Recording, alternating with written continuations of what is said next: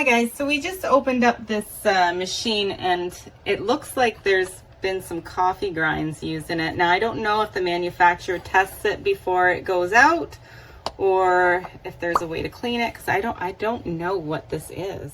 I just want to quickly show you the Philips 3300 espresso machine. We have it all together now, but I will show you and some of the problems that we did have. So one of the problems, gently open this up, because if you pull it hard, you will splash yourself with water.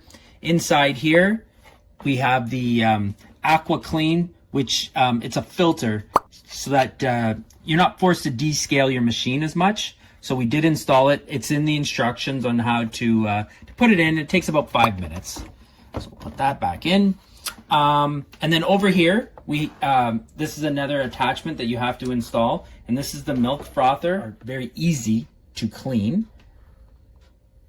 And here's your lid. And then when you pop it on, you just put it up top like that, and then it just hangs. Now the other thing, when we were setting it up, that do be aware of, is when you put this down, you got to make sure that this spout is getting directly into your cup, because when we first booted it up, we did have water come out of the spout unexpectedly. It was back further, and yeah, we had a little bit of a mess, but no biggie. Actually, I like this little tiny dot here. It gives me a little bit of a gauge to know where I should put my cup. And then up top here, we've got, it seals nice. And this is where you put your coffee beans in. So you can either put it in for the grinder, and it does have a ceramic grinder. And right here, you can adjust how fine or coarse you would like your beans. And then if you just want to go single scoop, well, they give you a scooper, and you can do it in here as well. Yeah, we're going to fire up the machine, and then you can see how it works. I just want to mention that this seal is very nice compared to other espresso machines because it seals it really tight and it keeps the beans fresh. So we're going to throw some espresso beans that we have in here. And we're gonna go through a test run to get it all primed up and ready to go. Now we're going to press espresso. I'm not gonna play with the settings right now. I'm just gonna leave it as is, and then you hit the start button or play button if you want to call it.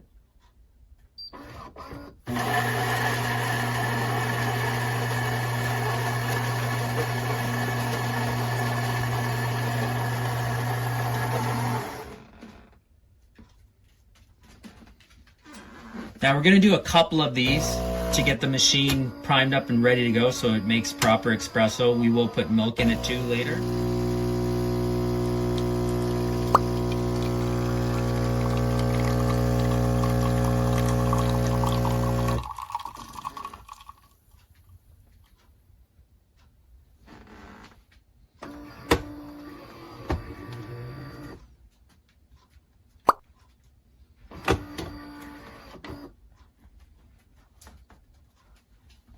There we go, we're all done. So we just want to show you on the upper row, each one, espresso, coffee, and iced coffee has a ×2 beside it. So if you were to actually hit the button twice, you could make 2 of each. So since there's 2 spouts here, you could actually have 2 cups on either side, and it'll make you double of each one of those top rows. So today I'm gonna have a cappuccino and play. Got my milk set to 100 mils, which is what they recommend for a cappuccino. So I think it's done. It did not use all of the cream that we saw as recommended, but yeah, this is what it looks like. All right, guys, another day, another latte macchiato. One thing that we discovered after using this for a few days is that there's no units of measurement on the side of this milk frother, and that is problematic if you're doing calorie counting. And I like to mix these two together, so I like to know, like, what is the minimal amount that you can put in this machine? Like, maybe it won't like it if I don't put enough in. So I always fill it up to here, because I did fill it up about halfway, and huge amount of steam went everywhere and it was pretty crazy. So it kind of scared me a little bit. So that is one thing that is a problem. I do love this feature here where you can push it up and down. Like that. And you can lift it up. So I'm gonna have another one because this is a household favorite. And it does remember your settings, which is really cool. And then I just have to hit play and we're good to go. So this is a mix of whole milk and this flavored creamer here, and it tastes amazing and it froths amazing as well. And that's it. And then you're gonna see this wrap around with a beautiful two-tone, well, 3 layers actually, which is, it just looks amazing and it's delicious too. All right guys, so we've had quite a few lattes and drinks. I would say around 6 to 8, give or take. And I'm just gonna show you what this drip tray looks like. See this little dot right here? This is your water indicator. The drip tray, it rises when it's time to empty your container. As you can see, there's quite a lot of liquid in there already. And here, you can see this is all of the leftover used coffee beans that have been ground up. This comes out and your coffee grinds are in here for convenience, and now you can take it out to the garden and just throw it on there or put it in your compost. And it's very nicely compact. It doesn't look like it's sprayed all over within the unit, which is a huge bonus compared to another machine that we had, which was extremely messy, and it spilled every time you pulled the tray out, and coffee beans were all over inside the machine, and when you pulled it out, it ended up on your counter. So I'm just going to go and take a peek what the inside looks like. So bear with me. Hopefully we can see. I'm gonna stick my hand in, and it feels perfectly clean. Yeah, there's nothing in there like the other one. I'm really happy about that. So we have a warning light here. This means that the tray has been pulled out. So my husband's just gonna put this back in. I'm actually gonna empty it out, hun, but yeah. And now you can see that it has turned off and we're ready to roll again. In case you're wondering if it does regular size tumblers, like a Yeti cup or whatever, it doesn't. It won't fit in the machine, which is kind of unfortunate because sometimes you just want a coffee and you don't want to have to wait for it to do the whole steaming thing. So we are going to try a regular coffee. As we described earlier, we are a little bit disappointed that this is the pretty much the largest size cup that you're going to be able to put underneath, but you can get it very potent and strong with this machine compared to our other coffee maker. So I'm just going to go coffee one time, and then I'm going to hit the start button or play button.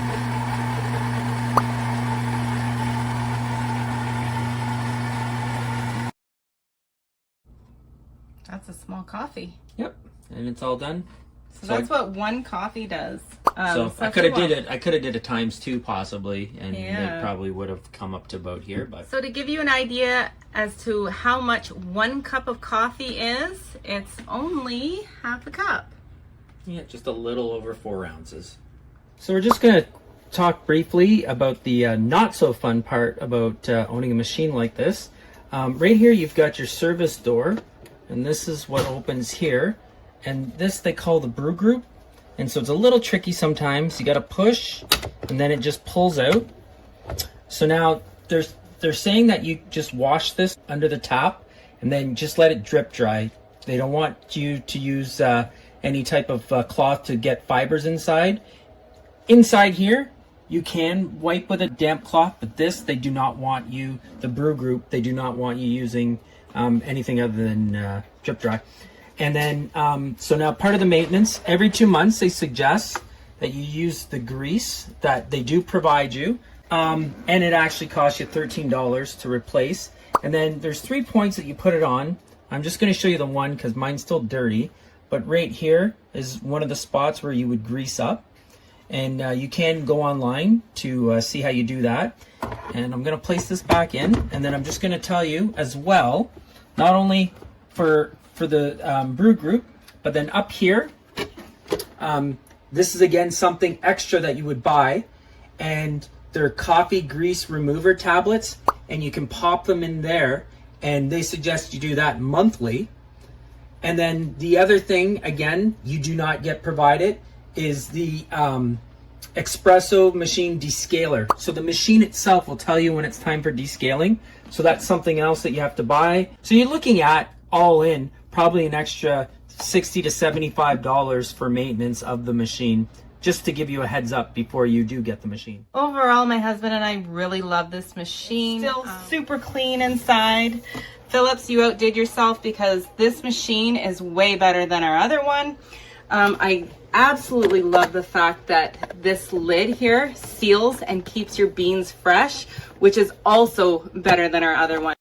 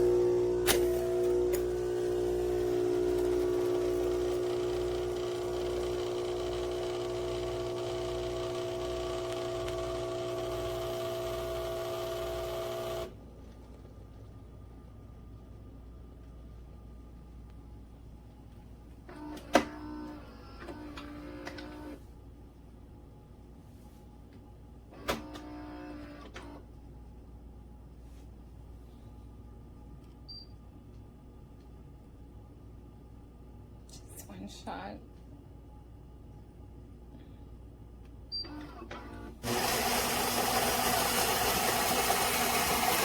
Grinding the beans.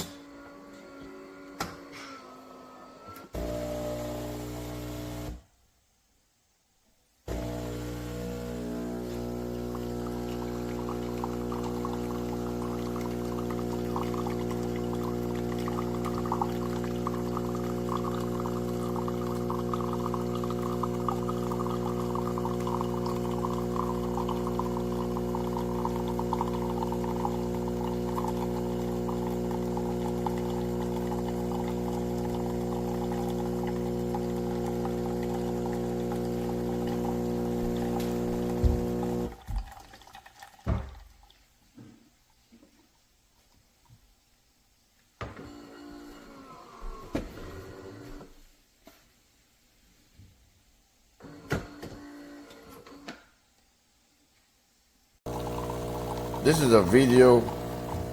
This is a review of a Philip 3300. They call it a 6x6. What you can do: espresso, coffee, cappuccino, iced coffee, hot water, latte, and the coffee is pretty good. I love the machine. It's easy to use, and I would recommend it for anyone to purchase it. Holds about a gallon of water, and it's just great. I love it. Unfortunately, my wife doesn't drink coffee. It's just me alone, but you know, I've been having a need for some espresso all in the morning because I usually up late working. So, but I love it. Up here it's for the coffee beans, storage of the coffee beans. But overall, I would recommend this Philip 3200 to anyone that's looking for a brand new espresso. They call it a 6x6. You know, this replaced my old coffee machine because most of the time I have to run out and get an espresso from Starbucks. Now I can have it all done home.